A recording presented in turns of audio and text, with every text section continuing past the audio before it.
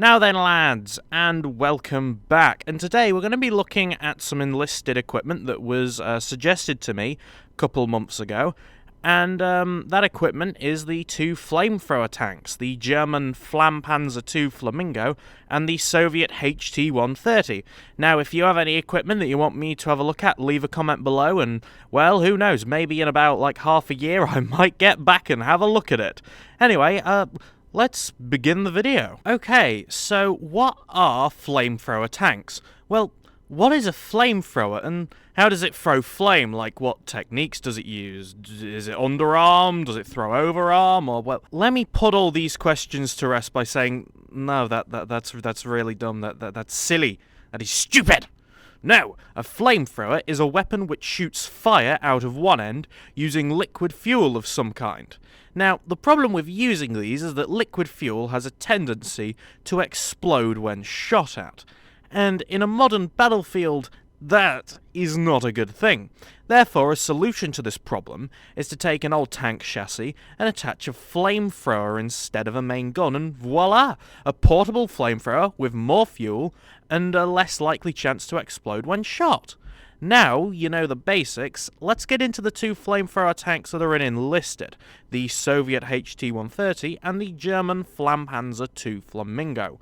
So, let's start by looking at the history of the HT-130. The HT-130 was a continuation of the Soviet T-26 program, which was the Soviet version of the Vickers 6-ton, basically the evolved versions of them. Anyway, now this specific design came from Factory 174 in Leningrad, or St. Petersburg to those of you who aren't filthy communists. Anyway, the continuation of the design led them to putting a KS-25 flamethrower, in which has the ability to spew a 25-meter-long jet of liquid death made from kerosene and oil with 360 litres of capacity into a tank. Now, when this was combined with the abilities of a tank, namely the ability to move around whilst being armoured, meant that it was pretty dangerous and rather efficient at melting things, namely people. Specifically, the Finnish, who did fight this thing, alongside with the Japanese. So, Dark Flow, Japan versus Soviets when? I mean, this is a great opportunity to bring this back to the store. Just saying. Anyway, after the war started, they didn't see a huge amount of service due to that whole tank arms race, which kind of made them obsolete quite fast. However, in the little bits where they were used during the war, they were still fairly effective, but I think that's mainly more just because setting fire to people is, like, always going to be effective, but whatever. That being said, though, how does this thing actually perform in Enlisted? Well, I'm glad to say it's quite damn good. The HT-130 is, like I said earlier, essentially just a T-26 with a flamethrower, so it's just as good as you'd pretty much think. So, let's start out with the gun, or flamethrower in this case, because it's pretty damn effective. Being a flamethrower, it has that uncanny ability to essentially wipe out all infantry in its range. Now, the flamethrower does have some pretty major benefits. Firstly, its range is ridiculous. There's so much to say about this, but I think the range is the number one thing because it's ridiculous. It's way more than the regular flamethrowers, and along with that, the tank also comes with a machine gun. Now, this is the regular DT-26, however, it works well since the flamethrower fires in short bursts, so you can use the machine gun to cover you in positions where the flamethrower has overheated, and vice versa. The burst fire also has a pretty good benefit, since it helps you conserve ammo, which is actually really nice. The mobility is limited, but for a tank intended to fight at Tier 2, I'd say it's fine. You do have very little armor, about 15mm all around, but I don't think that's bad, since a lot of the time, the minute you see an infantryman, he's probably melted in a couple seconds anyway. I would say the only part where the HT-130 fails is the fact that it's pretty bad on anti-tank duty. I would say that if you are fighting a team with a lot of tank spam, like a lot of Panzer 3Ns, you may not want to pick this, as it would just mean the enemy gets 3 points for killing you, and you probably don't want to feel, like, sad when that happens. Overall, though, I would highly rate the HT-130. It's a pretty cool premium, and I would recommend it if you are a Soviet main who mainly plays at lower tiers. Now, on to the Flampanzer II Flamingo, starting with its history. The Flampanzer started life as a Panzer IID, but after the Germans wanted to get into that whole idea of melting infantry with armoured tractors, they did the most German thing ever and essentially made a new tank designation and pretty much some completely new tanks. Now, the Flampanzer IIFs were based off the unused Panzer IIDs and Es, mainly using their hulls and retrofitting them with flamethrowers. Since the Panzer IID was meant to be a cavalry support tank, because, why just have horses or tanks when you can have both, it meant that it had to be fast. Then the Germans realised that that was a dumb idea, and all the speed features, such as a new engine, transmission, and suspension, which gave them really good speed, ended up being carried over to the brand new Flamethrower tank because they thought, why invest in horses at all when you have armoured tractors? But, whatever.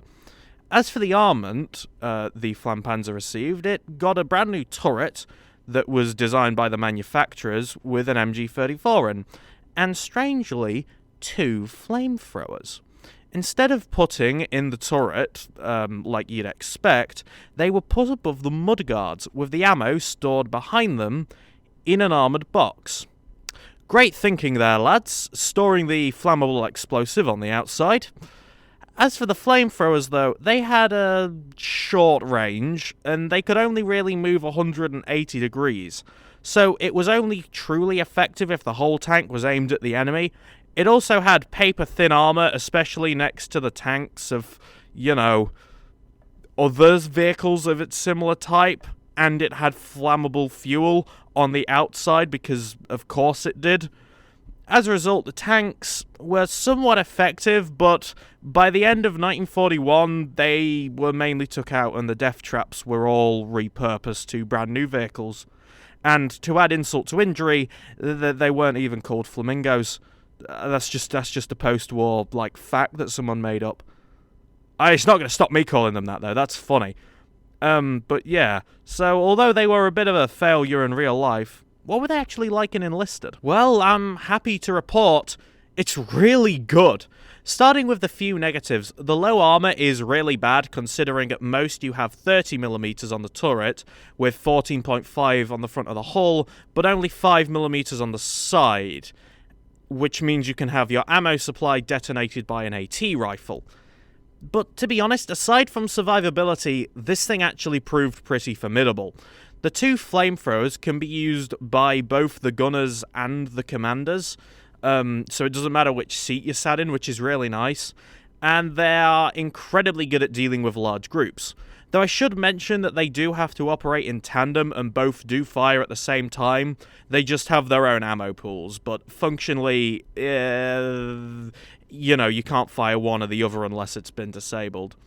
That being said, though, due to this, you can cover way more ground from them, which is brilliant. You can completely shut off a choke point or a spawn building or something with one of these, or a point. The MG in the turret is also pretty useful, as when you run out of flamethrower ammo, which you definitely will, this thing actually becomes a pretty competent pillbox at low tiers.